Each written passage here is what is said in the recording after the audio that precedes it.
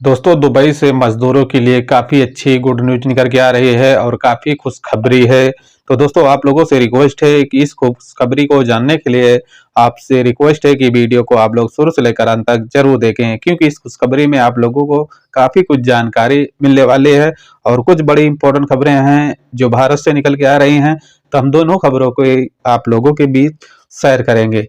चलते हैं दोस्तों, जो अपडेट निकल के आ रहा है दुबई यूएई से। ऐसे में दोस्तों, दुबई सरकार की तरफ से बहुत ही बड़ा अलर्ट जारी किया गया है। अलर्ट के दौरान कहा जाता है कि जो लोग दुबई में नागरिक काम करते हैं प्राइवेट सेक्टर में या तो सरकारी सेक्टर में, तो उन लोगों के लिए काफ़ी अच्छी गुड न्यूज़ बताई जा रही है। जहां पर देखा जाता है कि अरब अमीरात में काम करने वाले कर्मचारियों के लिए काफ़ी खुशखबरी और खुशखबरी के साथ-साथ ये कहा जाता है कि जल्दी ही छुट्टी की घोषणा भी की जाएगी। जहां पर कहा जाता है कि कर्मचारियों को ये छुट्टी तकरीबन 4 से 5 दिन की जो ईद ईद की छुट्टी आप लोगों को प्रोवाइड कराया जाएगा। दोस्तों, आप लोग अगर दुबई में रहते हैं तो आपको 4 से 5 दिन की छुट्टी काफ़ी आसानी से मिल सकती है और देखा जाता है कि ये दुबई में हर सेक्टर में ये छुट्टी प्रोवाइड कराया जाएगा। या नहीं कि आप अबू धाबी में ये छुट्टी 5 दिन की मिलेगी या शारजा में, ऐसा कुछ नहीं है।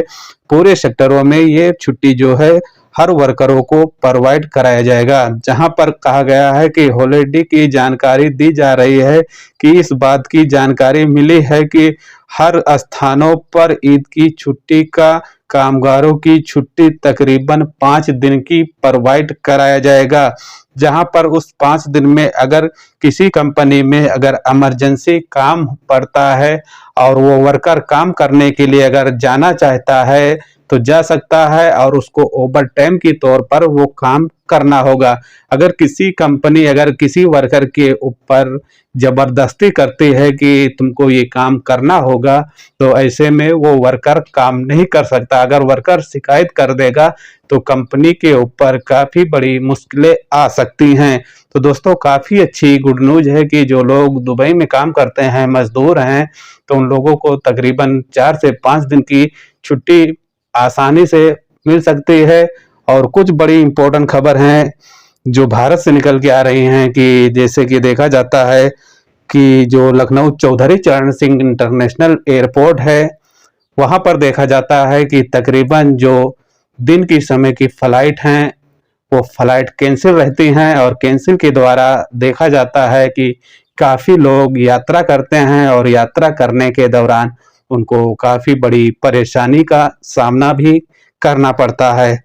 हाल ही की देखा जाता है कि अब कुछ टीएम में बदलाव किया जा रहा है और बदलाव के साथ-साथ देखा गया है कि मुख्यमंत्री योगी आदित्यनाथ ने लखनऊ प्रभारी इंटरनेशनल एयरपोर्ट से कुछ बातें भी किया है। बात करने के दौरान इस कहा गया है कि निर्देश के सीएम के अनुसार कहा है कि डीजीसी ने तुरंत ही इस फैसले को कहते हुए कहा है कि सुबह और शाम में तकरीबन 1-1 घंटा कम करने के लिए। जहां पर दोस्तों देखा जाता है कि सुबह 10 बजे से और शाम के 6 बजे तक न कोई फ्लाइट टेक ऑफ होती थी, न कोई फ्लाइट लैंड होती थी। तो वहीं पर देखा जाता है कि 1 घंटा सुबह कम कर दिया गया है और 1 घंटा अब शाम को कम कर दिया गया है, क्योंकि यात्रियों को काफ़ी समस्या के साथ-साथ काफ़ी इंतज़ार भी करना पड़ता था। और एयरपोर्ट पर देखा जाता है कि जो लखनऊ एयरपोर्ट है, वहाँ से काफ़ी बड़ी मात्रा में काफ़ी लोगों का आवागमन भी रहता है। जहाँ पर इस मीडिया रिपोर्ट के अनुसार देखा जाता है कि बताया गया है कि एक दिन में तकरीबन 157 फ्लाइट को टेक ऑफ और लैंडिंग कराया जाता था।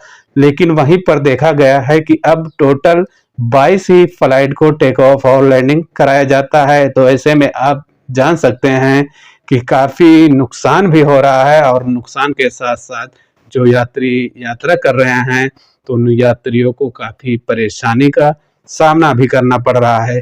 तो दोस्तों, ये कुछ ज़रूरी और इम्पोर्टेंट खबर थी जो दुबई और भारत से निकल के आ रही थी, तो मैं बोला आप लोगों के बीच शेयर कर देता हूँ। अगर वीडियो में कुछ समझ आया होगा तो वीडियो को लाइक और शेयर ज़रूर करना। मिलते हैं एक नेक्स्ट वीडियो के साथ। अपना और अपनी फैमिली का ख्याल रखना। Okay bye.